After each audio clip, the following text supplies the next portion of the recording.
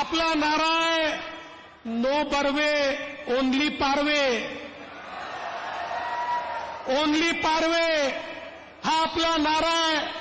आणि आपल्या साथीला नागपुरातून राष्ट्रीय नेते असलेले माननीय नितीनजी गडकरी देखील आहेत.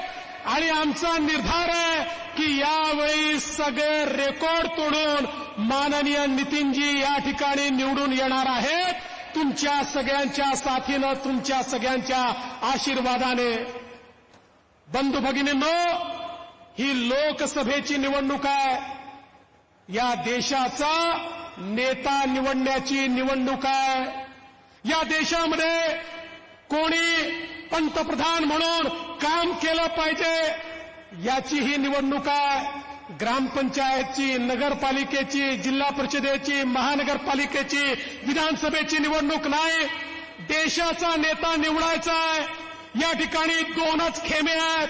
एक खेमा आहे ज्याचं नेतृत्व मोदीजी करतायत आणि दुसरा खेमा आहे ज्याचं नेतृत्व राहुल गांधी करतायत. या ठिकाणी महायुतीच्या उमेदवाराचं बटन दाबलं, कमळाचं दाबा, धनुष्यबाणाचं दाबा की घड्याळीचं दाबा, कुठलंही बटन दाबलं वोट मोदीजींना मिळतं. आणि इतर कुठलंही बटन दाबलं तर वोट राहुल गांधींना मिळतं. माझा तुम्हाला सवाल आहे, वोट कोणाला द्यायचंय? कोणाला द्यायचंय? कोणाला द्यायचंय? इकडनं आवाज द्यायला सांगा, कोणाला द्यायचंय? मोदीजींना वोट द्यायचंय. तर मग या ठिकाणी महायुतीची बटन आपल्याला दाबावी लागेल. माननीय गडकरी साहेबांच्या नेतृत्वात या नागपूर जिल्ह्यात झालेला कायापालट आपण बघितलाय. नागपूर शहर असो, नागपूर जिल्हा असो, बावनकुळे साहेब वाचून दाखवत होते. मी त्यांना सांगितलं, बावनकुळे साहेब, नितीनजींनी केलेली कामं वाचाल तर रात्रीचे 8 वाजतील. त्यामुळे तुम्ही सगळे कामं वाचण्याच्या भानगडीत पडू नका. पण या जिल्ह्याचा कायापालट, या विदर्भाचा कायापालट हा नितीनजींच्या माध्यमातून या ठिकाणी झालाय. आणि मला अतिशय आनंद आहे की आज पुन्हा एकदा नितीनजी नागपुरातनं मैदानात आहेत आणि मोदीजींच्या मंत्रिमंडळामध्ये एक परफॉर्मिंग मिनिस्टर म्हणून नितीनजींकडे पाहिलं जातं. ज्या प्रकारे नितीनजींनी संपूर्ण देशामध्ये आपल्या नागपूरकरांना अभिमान वाटावा, नागपूर जिल्ह्यातल्या लोकांना अभिमान वाटावा, अशा प्रकारचा नेता आपण निवडून देतो की ज्याला संपूर्ण देशामध्ये मोदीजींच्या सोबत काम करत असताना एक वेगळी ओळख प्राप्त झाली आहे. बंधू भगिनींनो, मला या ठिकाणी एवढंच सांगायचंय की आज मोदीजींच्या नेतृत्वात बदललेला भारत आपण पाहतोय. 10 वर्षामध्ये मोदीजींनी केलेला चमत्कार आपण पाहतोय. 10 वर्षामध्ये या देशामध्ये 25 कोटी लोकांना गरिबी रेषेच्या वर आणण्याचं काम हे माननीय मोदीजींनी करून दाखवलं. जगातले लोक विचार करतायत, जगातले लोक आणि अर्थशास्त्री म्हणतायत हे शक्य झालं कसं? मोदीजींनी काय चमत्कार केला की 25 कोटी लोक हे गरिबी रेषेच्या वर आले. मोदीजींचा चमत्कार हा आहे की मोदीजींनी भ्रष्टाचार मुक्त प्रशासन तयार केलं. मोदीजींनी सांगितलं, खाणार नाही, खाऊ देणार नाही, जनतेचा एक एक रुपया जनतेपर्यंत जाईल. गरिबी हटावचा केवळ नारा नाही तर गरिबाच्या जीवनामध्ये परिवर्तन घडलं पाहिजे. ते परिवर्तन करण्याचं काम हे माननीय मोदीजींनी या ठिकाणी करून दाखवलं. आणि म्हणून आज आपण पाहू शकतो केवळ 10 वर्षामध्ये 20 कोटी लोक जे झोपडीमध्ये राहायचे ते आज पक्क्या घरामध्ये राहत आहेत. 50 कोटी लोक असे आहेत की ज्यांच्या घरी महिलांना हंडा घेऊन नदीवर जावं लागायचं, तलावावर जावं लागायचं, विहिरीवर जावं लागायचं. केवळ 5 वर्षामध्ये मोदीजींनी या 50 कोटी लोकांच्या घरामध्ये शुद्ध पिण्याचं पाणी पोचवलं, त्या ठिकाणी नळ पोचवला. हे मोदीजींनी केलेला चमत्कार आहे. आज आपण पाहू शकतो मोदीजींनी गरीब माणसाला एक अधिकार दिला. गरीबाच्या घरात गॅस असेल, गरीबाच्या घरी शौचालय असेल, गरीबाला अधिकारिता देण्याचं काम मोदीजींनी केलं. आणि एवढंच नाही तर या भारतामध्ये 50 कोटी लोकांना मुद्रा लोन देण्याचं काम हे मोदीजींच्या माध्यमातून झालं. 50 कोटी लोक आपल्या पायावर उभे राहिले. आणि आज सगळ्यात आनंदाची गोष्ट काय आहे, 31 कोटी यामध्ये आमच्या माता भगिनी आहेत, महिला आहेत. 31 कोटी महिलांना त्यांच्या पायावर उभं करण्याचं काम हे मोदीजींच्या माध्यमातून झालं. कारण मोदीजी म्हणतात, ज्यावेळी एक पुरुष उभा राहतो त्यावेळेस पुरुषच पायावर उभा राहतो, पण ज्यावेळेस एक महिला पायावर उभी राहते त्यावेळी संपूर्ण घर, संपूर्ण परिवार हा पायावर उभा राहतो. आणि म्हणून महिलांना अधिकारिता देण्याचं काम हे मोदीजींच्या माध्यमातून या ठिकाणी झालेलं आपण बघितलं. आज आपण पाहू शकतो, जेव्हापासनं 2014 पासनं या ठिकाणी परिवर्तन झालं, मोदीजींच्या नेतृत्वात आम्ही काम चालू केलं. या विदर्भाचा झालेला विकास हा आपण सगळ्यांनी बघितला. आज समृद्धी महामार्गासारखा एक महामार्ग माननीय मुख्यमंत्री महोदय आम्ही त्या ठिकाणी केला. आता हा समृद्धी महामार्ग प्रफुल्ल पटेल साहेब तुमच्या भंडारा गोंदियाकडे देखील आम्ही त्या ठिकाणी नेतो आहोत. आणि या समृद्धी महामार्गाच्या माध्यमातून माननीय नितीनजींच्या नेतृत्वामध्ये मोठ्या प्रमाणात इन्व्हेस्टमेंट आणून मिहानसारखा प्रकल्प असेल, याच्या माध्यमातून मोठ्या प्रमाणात रोजगाराची निर्मिती ही आपण या ठिकाणी करतो आहोत. आणि एवढंच नाही तर आता समृद्धी महामार्गासोबत एक अजून महामार्ग, शक्तीपीठ महामार्ग आता आपण हातामध्ये घेतला. आणि माननीय मुख्यमंत्र्यांच्या नेतृत्वामध्ये नागपूरपासनं गोव्यापर्यंत हा शक्तीपीठ महामार्ग जाणार आहे. आणि या माध्यमातून आमच्या नागपूर जिल्ह्याला प्रचंड मोठा फायदा होणार आहे. बंधू भगिनींनो, गोसीखुर्द सारख्या धरणाचं काम जे वर्षानुवर्ष त्या ठिकाणी अडकलं होतं, ते काम आम्ही हातात घेतलं. माननीय मोदीजी, माननीय नितीनजी यांच्या मदतीनं आज इतक्या मोठ्या प्रमाणात गोसीखुर्दचं काम त्या ठिकाणी आपण केलं. 2025 साली गोसीखुर्दचं काम आम्ही पूर्ण करून दाखवणार आहोत. लोक म्हणायचे गोसीखुर्दचं काम हे हनुमानजींच्या शेपटीसारखं आहे, हे संपतच नाही, पण हे आपण बदलून दाखवलं. आज नागपूर जिल्हा असेल, भंडारा जिल्हा असेल, चंद्रपूर जिल्हा असेल, या ठिकाणी पाणी पोहोचवण्याचं काम आपण केलं. पण आता त्याच्याही पेक्षा मोठा प्रकल्प आपण हातामध्ये घेतला. गोसीखुर्द धरणाच्या खालून जे शेकडो टीएमसी पाणी समुद्राला वाहून जातं, आता तेही पाणी विदर्भामध्ये आणण्याचा निर्णय आपण घेतला. आणि त्या ठिकाणी वैनगंगा, नळगंगा प्रकल्पाच्या माध्यमातून हे पाणी 560 किलोमीटरचा कॅनल तयार करून 2 नद्या जोडून संपूर्ण विदर्भाचा कायापालट या प्रकल्पाच्या माध्यमातून आपण करणार आहोत. माझ्या शेतकऱ्याच्या शेतीला पाणी मिळणार आहे आणि त्याच्या जीवनामध्ये मोठं परिवर्तन हे या ठिकाणी होणार आहे. आज आपण पाहू शकतो, मगाशी बावनकुळे साहेबांनी उल्लेख केला, आंबोऱ्याचा जो काही कायापालट होतोय, माननीय नितीनजींनी त्या ठिकाणी जगातला आयकॉनिक ब्रिज असतो तसा ब्रिज बांधला, त्याच्यावर वरती हॉटेल बांधलं. कारण पर्यटनाचा उद्योग असा आहे की ज्या पर्यटनातनं सर्वात जास्त रोजगार आपल्याला प्राप्त होतो. त्या आंबोऱ्यामध्ये माननीय आमच्या मुख्यमंत्र्यांच्या नेतृत्वात 300 कोटी रुपये आपण पर्यटनाकरता दिले. आणि आता आपलं जे नागपूर आहे, भंडारा आहे, हे वनपर्यटनासोबत जलपर्यटनामध्ये देखील पहिल्या क्रमांकावर येणार आहे. आणि मोठ्या प्रमाणात रोजगार हा त्या ठिकाणी निश्चितपणे प्राप्त होईल, हा मला विश्वास आहे. आज केवळ या ठिकाणी एवढंच नाही तर आपण रामटेक या मतदारसंघामध्ये आहोत. एकीकडे रामाचं मंदिर झालं तर आमच्या रामटेकचा विकास देखील आशिष बाबू झाला पाहिजे. आणि म्हणून 150 कोटी रुपये गडमंदिराच्या विकासाकरता या ठिकाणी आपल्या सरकारने दिला. आणि रामटेक महोत्सव हा दरवर्षी घेण्याचा निर्धार आम्ही केला.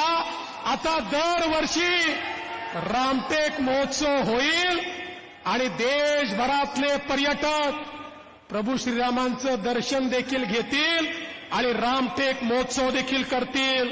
आज आमच्या सुलेखाताईंच्या नेतृत्वात एवढं मोठं ड्रॅगन पॅलेस टेम्पल त्या ठिकाणी तयार झालं.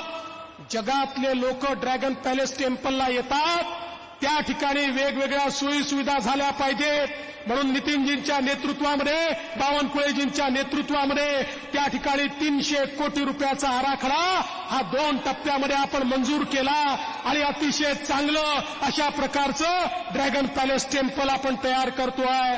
नागपूरच्या दीक्षाभूमीवर माननीय नितीनजींच्या नेतृत्वामध्ये आपण काम सुरू केलं. मला अतिशय आनंद आहे. आता आपल्या सरकारने 200 कोटी रुपये दीक्षाभूमीला दिले आणि त्या ठिकाणी देखील अत्याधुनिक अशा प्रकारच्या सोयी सुविधा या आपण तयार करतोय. मगाशी आठवले साहेब म्हणाले ते खरं आहे. हे जे काँग्रेसचे पोपट आहेत, हे निवडणूक जवळ आली की यांचं सुरू होतं संविधान बदलणार, संविधान बदलणार. अरे पोपटांनो, लक्षात ठेवा, जोपर्यंत चंद्र आणि सूर्य आहे तोपर्यंत बाबासाहेबांचं संविधान हे कोणीच बदलू शकत नाही. आणि बंधू भगिनींनो, या देशामध्ये नरेंद्र मोदी एक असे पंतप्रधान आहेत की ज्यांनी सांगितलं मला गीता, बायबल, कुराणपेक्षा देखील देशाचं संविधान महत्वाचं आहे. आणि मोदीजींनी ज्यावेळी शपथ घेतली त्यावेळी त्या ठिकाणी पहिल्यांदा जाऊन संविधानाचं दर्शन घेतलं आणि त्यानंतर या ठिकाणी शपथ घेण्याचं काम केलं. माझा सवाल आहे काँग्रेसच्या लोकांना, भारतरत्न डॉक्टर बाबासाहेब आंबेडकरांनी आपल्याला संविधान दिलं. त्या भारतरत्न डॉक्टर बाबासाहेब आंबेडकरांच्या महापरिनिर्वाणाचं ज्या ठिकाणी काम झालं त्या ठिकाणी एक स्मारक असावं एवढीच आंबेडकरी जनतेची इच्छा होती. किती संघर्ष झाला. आठवले साहेब, तुम्ही किती वेळा जेलमध्ये गेलात. कवाळे साहेब जेलमध्ये गेले, सुलेखाताई जेलमध्ये गेल्या, पण 1 इंच जमीन देखील त्या ठिकाणी मिळाली नाही.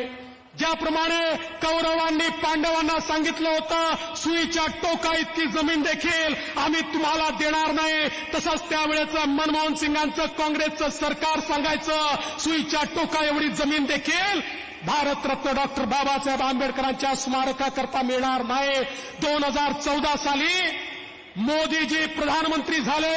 आठवले साहेब, मी त्या ठिकाणी आपण होतात गेलो आणि मोदी साहेबांना विनंती केली, अरे ज्या व्यक्तीने संविधान दिलं, ज्यांनी जगण्याचा अधिकार दिला, त्या भारतरत्न डॉक्टर बाबासाहेब आंबेडकरांच्या स्मारकाला इंचभर देखील जागा मिळत नाहीये. मोदीजींनी तात्काळ बोलावून सांगितलं 3000 कोटीची जागा 3 दिवसामध्ये महाराष्ट्र सरकारला द्या.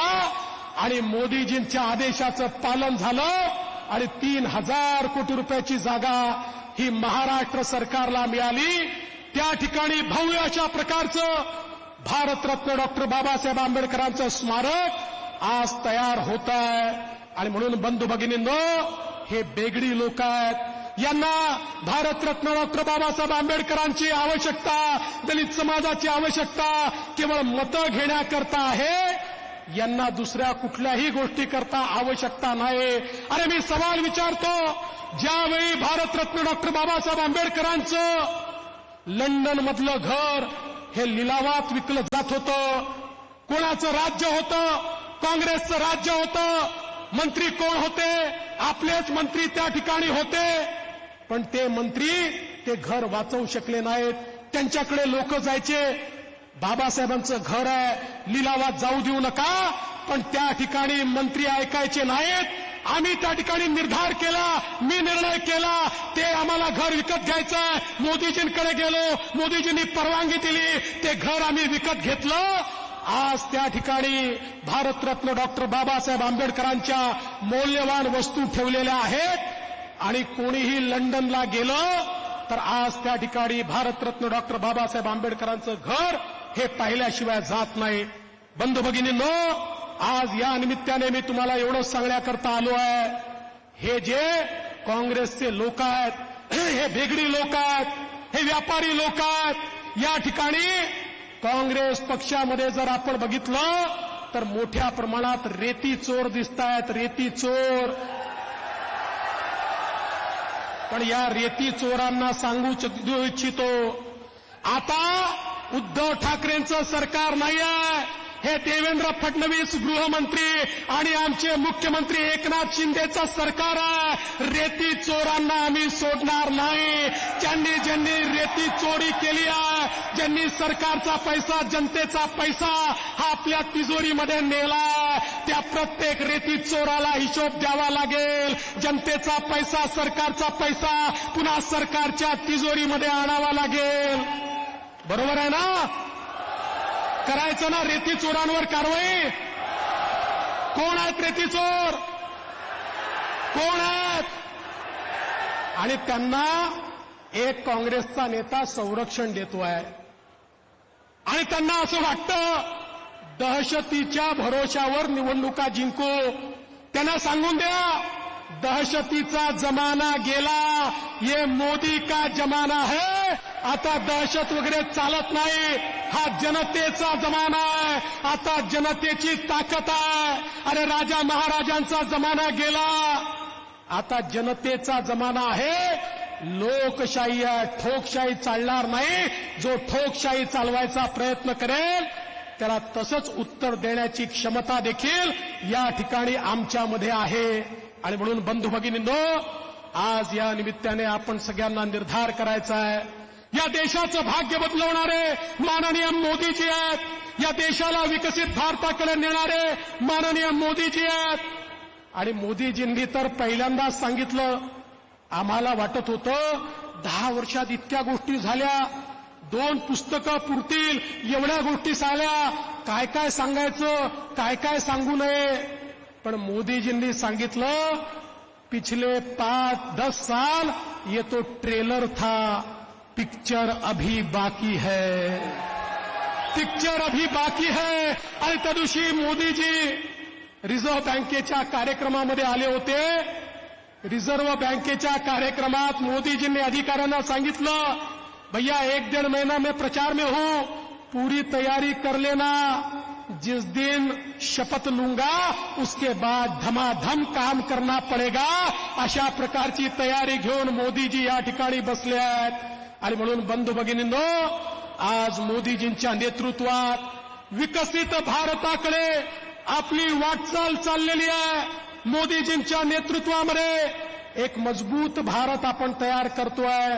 तुम्ही विचार करा, या भारताची अवस्था काय होती. मुंबईमध्ये बॉम्बस्फोट व्हायचे, बंगलोरमध्ये बॉम्बस्फोट व्हायचे, चेन्नईमध्ये बॉम्बस्फोट व्हायचे, लखनौमध्ये बॉम्बस्फोट व्हायचे. कुठलाही बॉम्बस्फोट झाला की देशाचे प्रधानमंत्री हे युनायटेड नेशनमध्ये जायचे आणि त्या ठिकाणी केवळ पाकिस्तानचा निषेध करायचे. फारच झालं तर तीव्र निषेध करायचे. अरे या 140 कोटी देशाचे नेते त्या ठिकाणी अमेरिकेसमोर रडायचे, बघा तो पाकिस्तान आमच्याकडे बॉम्बस्फोट करतो, तो आमच्याकडे आतंकवादी गतिविधी करतो, जरा तुम्ही त्या पाकिस्तानला समजवा. अमेरिका पण म्हणायचं, ठीक आहे आम्ही सांगतो.